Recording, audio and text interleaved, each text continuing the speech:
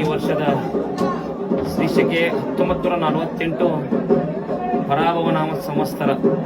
ಈ ವರ್ಷ ಈ ಪರಾಭವನಾಮ ಸಂವತ್ಸರದಲ್ಲಿ ಚಿಕ್ಕ ಮಕ್ಕಳಿಗೆ ರೋಗ, ಅದರ ಜೊತೆಗೆ ಜನಗಳಿಗೆ ಸುಧಾರಣೆ ಆಕೈತಿ.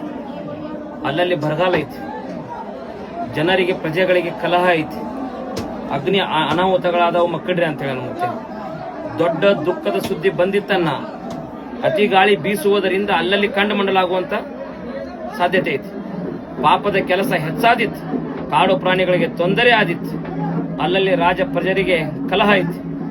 ಈ ವರ್ಷ ಶುಭ ಮತ್ತು ಅಶುಭ ಫಲಗಳನ್ನ ಸಮನಾಗಿ ನೀಡುವ ವರ್ಷ ಇದು ಪರಾಭವನಾಮ ಸಂವತ್ಸರ. ಪಂಚಮಹಾಪಾತಗಳು ಹುಟ್ಟುತ್ತಾವ. ಉತ್ತರದಲ್ಲಿ ಅಧಿಕ ಮಳೆ ಆಗಿ ಕೆಲವು ಕಡೆ ಅತಿವೃಷ್ಟಿ ಆಗುವ ಸಾಧ್ಯತೆ ಇದೆ, ಹಾಗೂ ವಿಶ್ವದ ಕೆಲವು ಕಡೆ ಭೂಕುಸಿತ ಆಗುವ ಸಾಧ್ಯತೆ ಇದೆ. ರೈತರಿಗೆ ಹೆಚ್ಚಿನ ಒಳ್ಳೆಯದಾಗುವಂತ ಈ ವರ್ಷ. ರಾಜಕೀಯದಲ್ಲಿ ಇನ್ನಷ್ಟು ಹೊಸ ತಿರುವು ಉಂಟಾಕತ್ತೆ.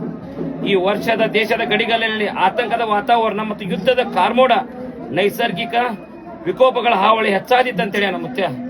ಈ ವರ್ಷದಲ್ಲಿ ಆರ್ಥಿಕತೆಯಲ್ಲಿ ಸ್ಥಿರ ಬೆಳವಣಿಗೆ ಆಕತ್ತೆ. ಶ್ರೀಮಂತ ಬಡವರ ನಡುವಿನ ಅಂತರ ಸಮಸ್ಯೆಗಳು ಕಡಿಮೆ ಆಕಾವು. ಈ ವರ್ಷದಲ್ಲಿ ಉತ್ತಮ ಮಳೆ ಆಗುವ ಸಾಧ್ಯತೆ, ಆದರೆ ಭೂಕುಸಿತ, ನೈಸರ್ಗಿಕ ವಿಪತ್ತುಗಳು ಎದುರಾಗಬಹುದು. ಹೆಚ್ಚಿನ ಸವಾಲನ್ನ ಎದುರಿಸುವ ಬೇಕಾದಿತ್ತು ಅಂತೇಳಿ ಈ ವರ್ಷ ಮುತ್ಯ. ಜನರಿಗೆ ಆರೋಗ್ಯದಲ್ಲಿ ಸುಧಾರಣೆ ಆಕತೆ. ಈ ವರ್ಷದಲ್ಲಿ ಬಹಳ ಪ್ರಮಾಣದಲ್ಲಿ ಮಳೆಯ ಪ್ರಭಾವ ಭೀತಿ, ಆದರೂ ಯಾವ ರೀತಿ ಭಯವಿಲ್ಲ. 7ನೇ ಮಳಿ 8ನೇ ಬೆಳಿ. 3 ಕೋಟಿ ಬಚಾರ್ ಕಿ ದೋಸ್ತರೋ,